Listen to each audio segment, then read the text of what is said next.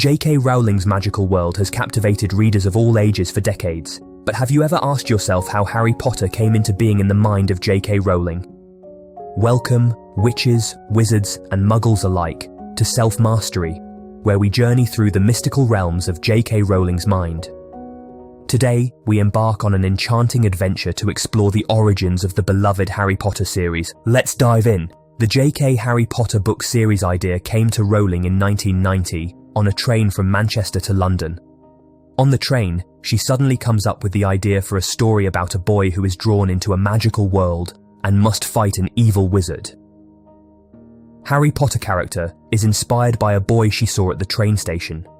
JK Rowling drew from various sources and inspirations Harry Potter's main characters and monsters. Harry Potter himself was inspired by a boy Rowling saw on a train platform. Ron Weasley and Hermione Granger were inspired by Rowling's college friends. Rowling's principal inspired the character of Albus Dumbledore during his school days. Regarding the series' monsters and magical creatures, Rowling drew on a variety of myths, legends, and folklore from different cultures. For example, the idea of the basilisk, a giant snake that can be killed with a glance, comes from a medieval European legend. The character of Hagrid, the half-giant gamekeeper at Hogwarts, was inspired by a biker Rowling met in the west of England. Additionally, several creatures in the series, such as the Hippogriff and the Dementor, were entirely Rowling's creations. How did she come up with the concept of Hogwarts School?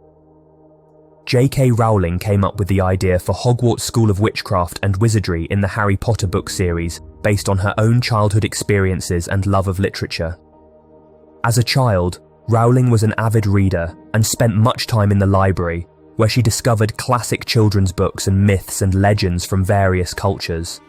The increasingly dark tone of the series was inspired by Rowling's life experiences.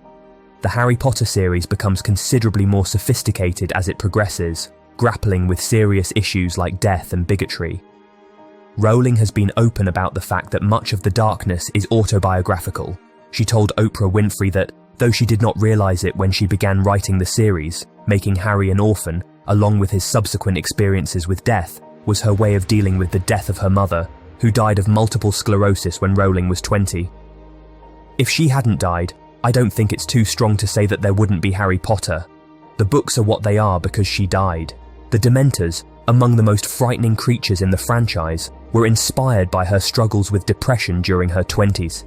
It's so difficult to describe to someone who's never been there because it's not sadness. I know sadness. Sadness is to cry and to feel, but it's that cold absence of feeling, that hollowed out feeling. That's what Dementors are. Quidditch was based on basketball. Quidditch, the sport of choice at Hogwarts, resembles flying lacrosse in the Harry Potter films. One might imagine that the British Rowling thought of cricket when creating the game.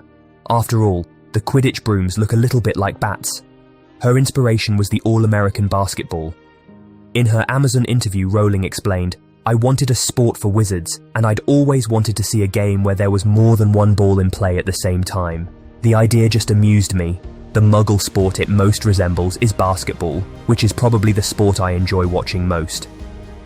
Thanks to the popularity of books, Quidditch has become an actual sport, with teams at many universities and its own World Cup tournament. Rowling approves since she put much effort into making it a fully realised sport. The names of the houses at Hogwarts were originally written on a bath bag. Rowling likes to write her first drafts in longhand, preferably in black ink. Sometimes she found herself inspired but short on paper, so she wrote on anything she could find. She told Amazon UK that she used a truly novel paper substitute when concocting the name of the Hogwarts houses. The names of the Hogwarts houses were created on the back of an airplane sick bag. Yes, it was empty. Thank you for joining us on this enchanting journey through the depths of JK Rowling's imagination. If you want to continue discovering more wizarding wonders and delve deeper into the magical world of JK Rowling, don't forget to subscribe to Self-Mastery for more captivating content. Until next time, stay curious, adventurous, and most importantly, magical.